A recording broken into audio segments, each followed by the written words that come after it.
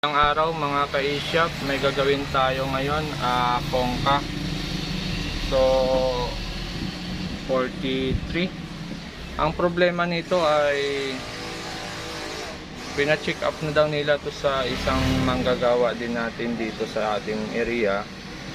So na-check up na yung board nito, nabuksan na rin yung napalitan na rin yung mga kapasitor na nagbubble siguro, yung mga lumubo. Kaya lang, ang huling findings ng manggagawa ay palit daw board. So, dinala dito sa atin. Try natin. At kung bago lang kayo sa aking channel, huwag kalimutan mag-subscribe at maraming salamat.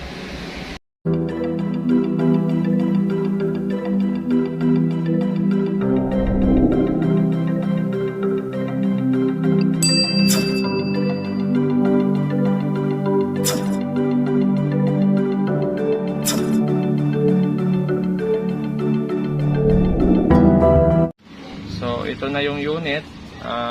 Kanina na actual ko na rin to, na test ko na yung ating LCD. So buo naman yung LCD nito. Ang problema lang talaga niya ay yung kanyang mainboard. So sa backlight, okay naman yung backlight niya, umiilaw naman. Ang problema sa mainboard ay nagpalit sila ng kapasitor. Dalawang kapasitor yung pinalitan nila. So siguro tinamad ng bunutin, kaya ayan, medyo nagiba lang yung forma ng board natin kasi dito na siya sa taas naghinang. So tagilid yung ating board, pero check pa rin natin kung okay pa rin yung mga connection niyan. So may standby lights naman siya, nag-on naman siya, kaya lang blanco yung display na nagkakaroon ng guwit-guwit yung screen. Pero nung inaktwal natin yung screen nito, buo sa isang board natin. So gagawin ngayon natin, try natin i-repair yung board na to. Titingnan natin kung mapapatino natin yung board na ganito. So ito siya, ito yung hininang nila. Yan. So, nakalawit pa yung isa dito. Sana. So try muna natin ayusin yung mga hinang nito. Titingnan natin kung mapatino pa natin to. Kasi ang problema lang nito ay display. Maaring sira tong IC or kulang lang sa supply. So try na lang natin ayusin muna. So ito na, nalinis na natin yung kanyang mga pinaghihinang. Yan. So okay naman yung side na to. Minsan kasi yung mga ganitong sirkito ay magkabilaan. So pag hindi mo na idikit yung sa kabila, minsan may problema. So ito ground, ito yung positive natin, supply ng backlight to, yung standby ng backlight nya. So ito naman ay supply ng ating sounds. So kasama to sa may capacitor dito na 330. So kasama yan dito, 12 volts. So ito backlit talaga yung connection dito. So ito yung ground nya, wala naman siyang kasama dito sa connection na to. So clear naman yung side na to. Tapos dito wala naman siyang ibang kasama kundi yung 12 lang na to. Yan. So nilinis din natin yan. Tapos yung isa dito. Yan. So pagdating dito okay naman yung connection dito. So balik pa rin natin. Yan. So dito naman ay medyo tagilid lang yung ating circuit, pero okay naman, wala namang connection yung mga butas dito. So nawala lang yung mga hinangan, natanggal yung mga hinangan siguro na puwersa sa pagbunot ng kapasitor. So pati dito nawala din yung mga hinangan niya. Ito nabakli rin, no? So ayusin na lang natin ito. Wala naman siya ibang connection dito. Yun. So wala naman siya ibang connection doon lang sa kabilang side. So ito hindi naman nakakonect ito. Minsan kasi yung mga double circuit, minsan may connection sa magkabilaan, kaya ingat-ingat tayo pag nagbunot tayo niyan. Minsan kasi may connection sa kabila, magugulat ka na lang, nagpalit lang ako ng kapasitor, bakit nawala na? So minsan kasi magkabilaan ng connection yan, kaya ingat-ingat tayo pag nagbunot ng kapasitor. Huwag natin puwersahin, initin natin mabuti, saka natin hilahin. Kasi mahirap talaga pag double yung hinang. So kabit ko lang yung kapasitor, tapos check natin yung supply mamaya. So ito na, bali natapos na natin siya set up sa maayos. So yan, nakapwesto na yung mga kapasitor niya. So okay na siya. Gagawin ngayon natin dito, check natin yung supply nito, kung stable ba lahat ng supply nito. So ito na, bali saksak ko lang, titingnan natin kung stable lahat ng supply nito. So mayroon siyang 12 dito, may standby siyang ilaw dito. Tingnan natin yung supply ng backlight niya. So nasa 43 ang supply ng backlight, 43 o 39, yan o. So mataas pa lang supply ng backlight nito.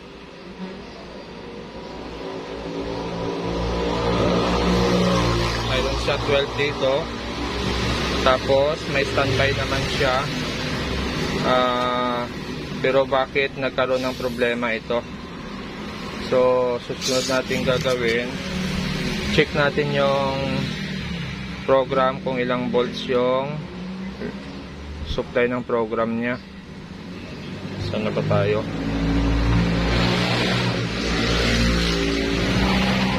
So may supply siyang 3.3 sa program. Tama, 3.3. So dapat kumpleto lahat ng supply nito. So try ngayon natin kung ano ito. So ito yung 5 volts niya. Yung coil na to, yan yung 5 volts. So tingnan natin yung isang coil rito. So ito yung 1.2 niya. 1.2 niya. 1.2. Tapos ito yung 3.3. So stable naman. Ito wala naman siya 1.8, kasi dapat kung sira to may 1.8 to. So gagawin ngayon natin, check ngayon natin, i-power on natin yung mainboard. Titingnan ngayon natin kung stable yung 1.8 nito. Yan, power on ko lang siya. Tingnan natin kung stable yung 1.8. So stable yung 1.8 niya. Kaya lang yung ilaw natin ay red pa rin. Bakit hindi nagbago? Kasi nga iba yung ilaw ginamit natin. Hindi yun yung original niya. So may 1.8 siya. Hindi naman nagbago, hindi naman siya namatay. Check natin kung stable pa rin yung 1.2 niya. So stable pa rin 1.2 niya. 5. Okay rin. So tingnan natin kung may supply yung LVDS nito. So walang supply yung LVDS. Pero nag-on yung 1.8 natin, no? Yun, no, may 1.8 na siya. Pero wala siyang supply sa LVDS. Alamin natin yan. Bunot na ulit natin. Bunot natin, tapos titingnan ngayon natin yung 1.8 niya kung magti-trigger. 1.8 on, saksak ko. Nag 1.8, dapat mawawala yan.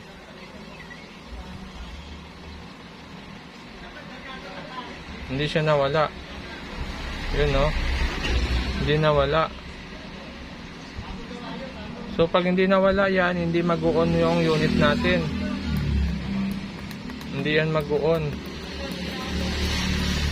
Kasi meron siyang 1.8. Kuha nyo ba? Hindi yan mag-on. Yan, kaya pala kanina to, minsan ayaw mag-on, minsan nag-on. So bakit ang problema, ano? Wala tayong maayos na grounding. Kuha lang ako. May problema talaga yung unit niya. Nagluloko yung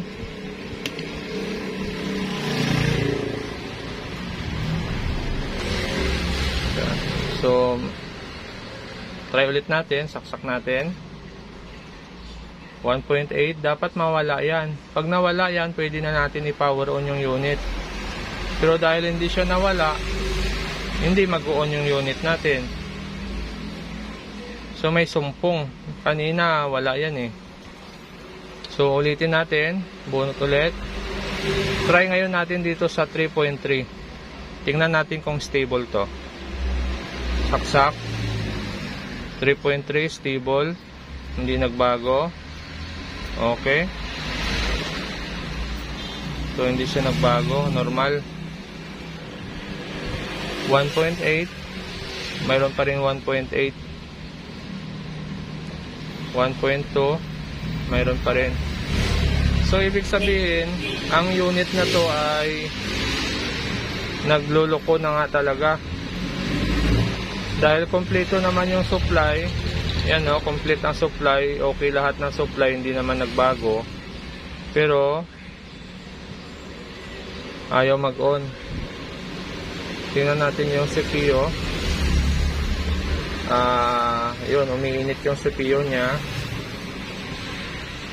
Yun, maligam-gam yung CPU. So ibig sabihin talagang may problema yung unit na ito. So positive to, pwedeng sira yung IC na to. So pagdating naman sa program, nag-on naman siya eh. So tingnan pa natin.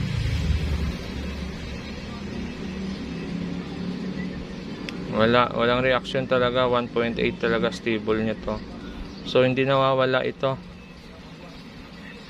Dapat yung 1.8 dito ay mawawala. Dapat yan pag sinaksak.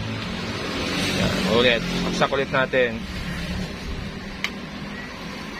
Yan. Magkakaroon yan. Dapat mawala na yan. Pag nawala yung 1.8 na yan, pwede na i-power on yung unit. So dahil hindi nawala yan, hindi natin mabubuksan yung unit na yan.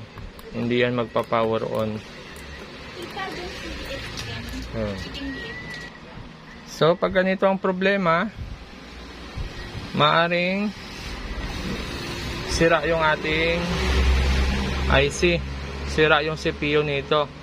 Kasi yung number nito ay 59.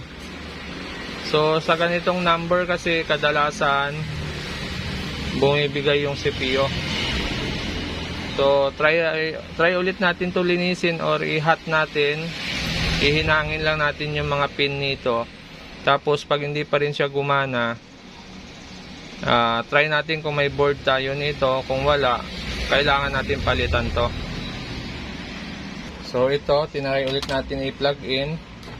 So nag-off ulit yung 1.8 niya, nawala ulit. So try natin i-power on. Yan, tingnan mo. Tingnan natin, no. Mayroon siya ditong 3.3. Tapos pagdating dito ay wala ng 1.8. So ibig sabihin yan, pwedeng magbukas ulit yan. Pero hindi tayo sure kung tuloy-tuloy. So try natin i-power on. Pag ganyan kasi wala siyang 1.8, yung 1118 natin na regulator, pwedeng mag-on yung unit. Try natin. So nagkaroon siya ng 1.8. Ang problema, hindi naman nagbago yung ilaw natin. Pula pa rin. So try ngayon natin kung may supply yung LVDS. So wala.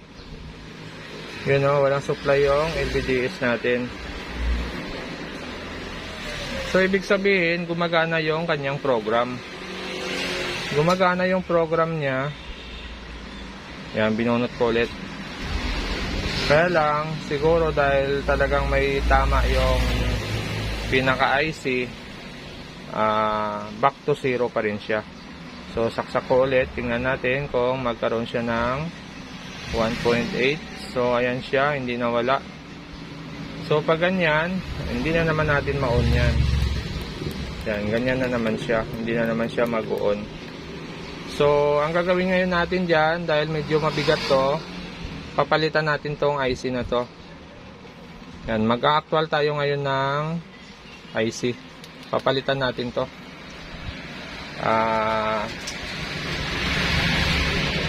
Madali lang naman palitan to kasi malaki yung mga pin nito. So try natin palitan yan. So yan, bali bubunutin natin to, papalitan natin. Try natin kung ito nga ba talaga ang sira. Mas maganda yung ma-actual natin. So bali kukunan lang natin ng actual yung picture niya. Baka may lumipad na SMD. Mahirap na. So kunan lang natin ng picture yung buong paligid. Okay. Okay, babaklasin na natin yung IC na to.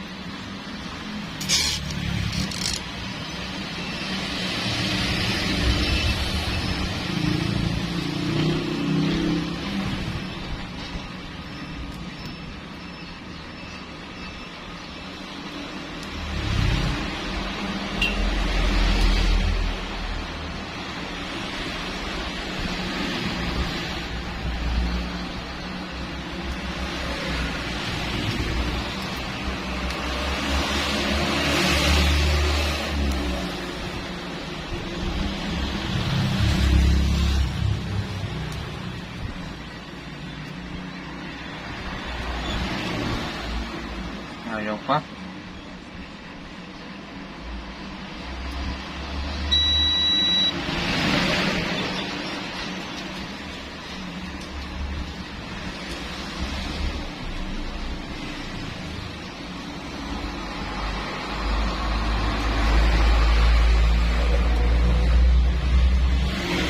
Okay. So, ito na. Natanggal na natin yung IC. Yan, ito na. Yan. So, natanggal na natin to. Try ngayon natin kung mapapatino natin to. So, lilinisin lang muna natin yan. So, ito na. Bali, papalitan na natin. Bali, ito yung tinanggal natin. Ito yung tinanggal natin. Tapos, ito yung ipapalit natin. So ito ay galing na rin sa mga sirang board, pero buo yung CPU natin, buo yung IC. So try natin yan. So aalayin ko lang siya, kakalangan ko lang siya, tapos i-heat ulit natin ng hot air, saka natin susundan ng soldering iron. So lalak ko lang siya. Yan. Bago pala natin i-lock ay silipin muna natin yung ating serkito kung malinis lahat. Kung walang short yung ating circuit. So, ayos naman lahat. Malinis. Okay, try natin idikit yung IC. So, ayan na. Nalagyan na natin ng lock yung mga pin nito para hindi na siya gumalaw. Saka natin i-hot air ulit. So may mga lock na yan. Okay, hot air natin, tapos ihinang ulit natin ng soldering iron mamaya. So ayan na, na hot air na natin. Ngayon susunod natin dyan ay hinangin ulit natin ng soldering iron. So isa-isahin natin yung pin nya para sure tayo na maganda yung kapit nya. Kasi minsan sa hot air kasi hindi natin makontrol yung init. Minsan hindi masyado kumapit yung ating hinang. Pero pag nasundan natin siya ng soldering iron, talagang maganda yung kapit niya.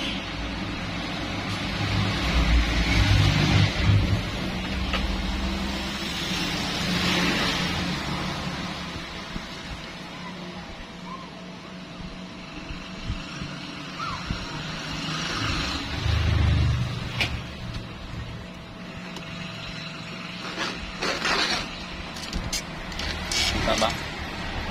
Ba? Yun. Medyo mahirap yung portion na to kasi may nakakaalang dito sa side na to.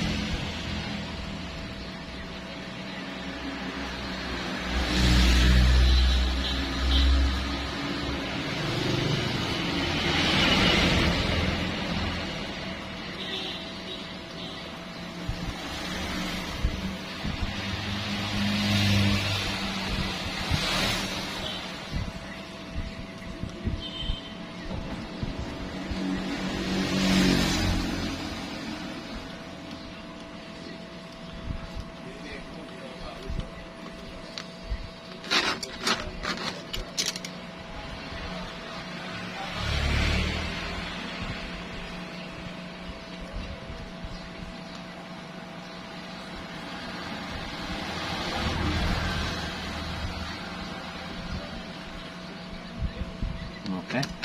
Try natin ito isa.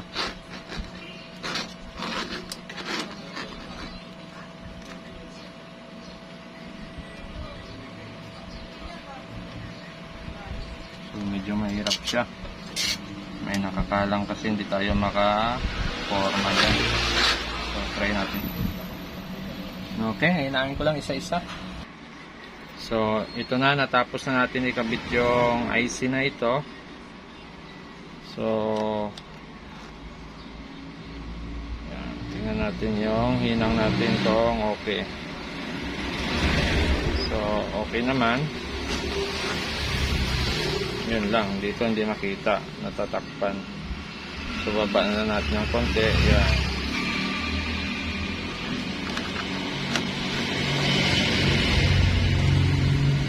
Okay naman, kapit naman lahat.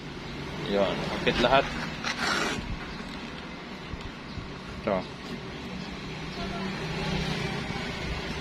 Yan, kapit naman lahat. Okay.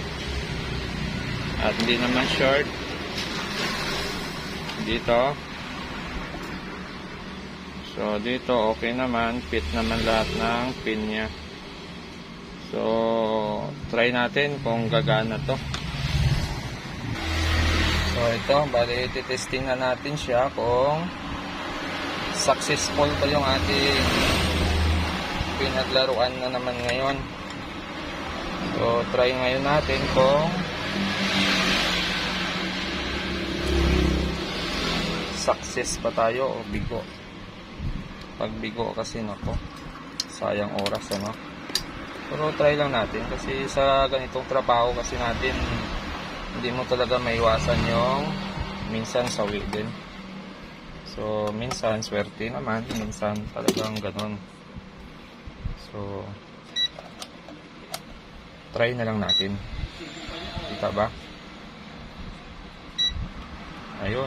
Talagang hindi kita pag may ilaw. So, yung walang ilaw na lang. Ayan. Pwede na yan. Ayan. Ayan, pwede na yan. So, try natin. Titingnan natin kung may pagbabago ito. At kung gumana ba ito. Kita ba tester natin? So gagawin ngayon natin ay aabang tayo dito sa 1.8 natin.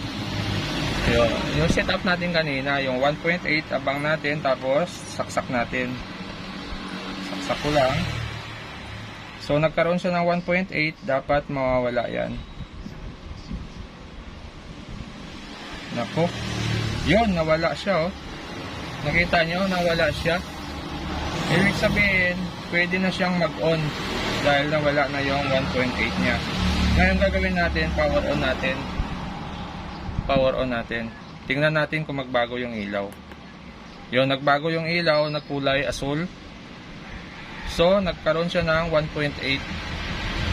So, ibig sabihin, gumana yung ating unit. Check ngayon natin kung mayroon siyang supply sa LVDS. So, mayroon siyang 12 sa LVDS. Ibig sabihin, gumana na siya. Ngayon, para sure tayo na talagang gumana na siya, bunutin ulit natin. So talagang totoo na siya ang gumana. So abang ulit tayo sa 1.8 nya. Saksak ulit natin yung easy cord. Yun, nag 1.8 ulit siya. Dapat mawala yan.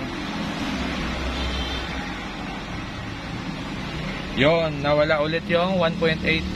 Ibig sabihin gagana ulit yan. Testing ulit natin, power on. Yun, nag-response yung ilaw. Yun. Ibig sabihin gumana yung ginawa natin. Yun. So, medyo matuwa tayo dito kung gumana ito.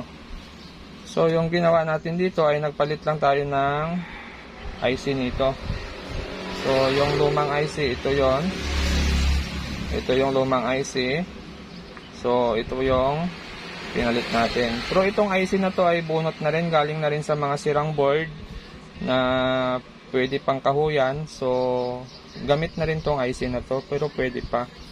So nakita nyo naman, ito yung kanina yung mga ginawa nila, yung nagputol-putol, naputol yung mga dugtungan dahil na sobrahan nila ng hila yata yung kapasitor nito. So ang problema pala nito ay dito sa CPU nya. So ayan no, kulay asol pa rin siya. So, i-actual natin ngayon to, kakakabit natin sa unit, titingnan natin kung normal. Doon magkaalaman kung talagang normal yung ginawa natin.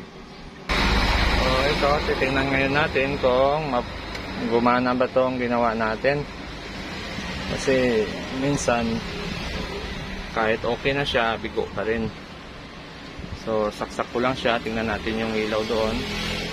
So, nagkailaw na siya dito. Yun no.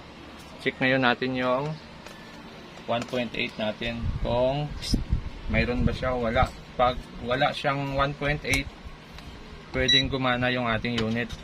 Pag may 1.8 yan, malabo siyang gumana. So check natin to. So wala siyang 1.8. Ibig sabihin, pwedeng gumana ito. Pwedeng mag power on. So talagang yun lang talaga ang problema niya. So try natin. Tingnan natin kung bubukas siya. So ito na. May ilaw siya. Power on natin. Yun, nagbago yung ilaw. Yun, nagkulay green na yung ilaw niya. Tingnan natin kung magkaroon ng backlight. So ayan siya, may backlight na siya. May backlight siya. Tapos napansin nyo may kulay asul na yung pader natin, no? So pwedeng bumukas siya. Ayun, no? May nakalagay no signal. Naikot ko lang siya. So ayan, no? Pasok. So success na naman tayo sa ginawa natin to. Pero hindi pa sure kasi wala pang sounds, wala pang video. Tingnan natin kung lahat ay operational. So kabit ulit natin. So try natin lagyan ng audio video to. Baka naka audio video to.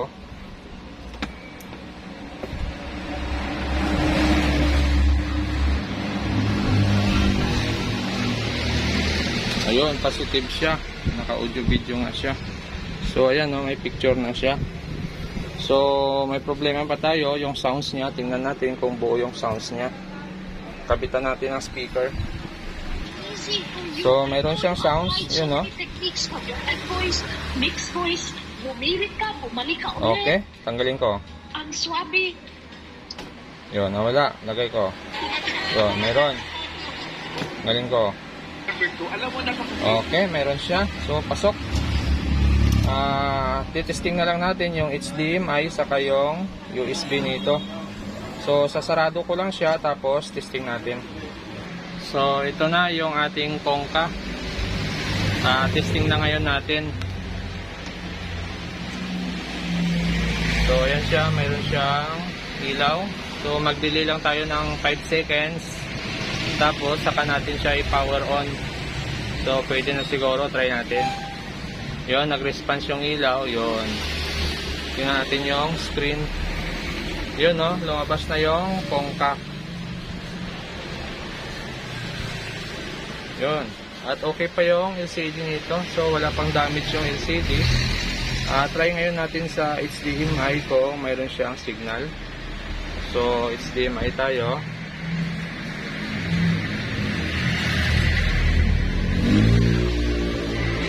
At mayroon din siyang signal. Hinaan lang natin. Mayroon. Try natin sa channel kung mayroon din siyang channel. Para sure tayo. So, mayroon din siyang channel. Maulan lang. At nag-iisa lang yung channel nito. So, kailangan pa i-program nito. Try natin sa USB kung gagana ang USB nito. USB tayo. Media 1. Yan, Media 1. Enter ko lang. So, wala pa siyang USB. Lagyan muna natin. So, ito, naka USB to tayo. So, mayroon na siyang nabasa. So, try natin sa music lang tayo. Yan. So,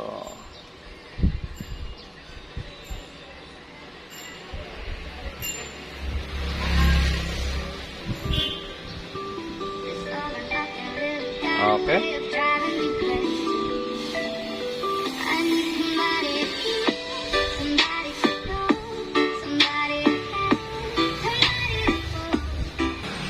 Okay na siya. So, lipat ulit tayo sa HDMI 2.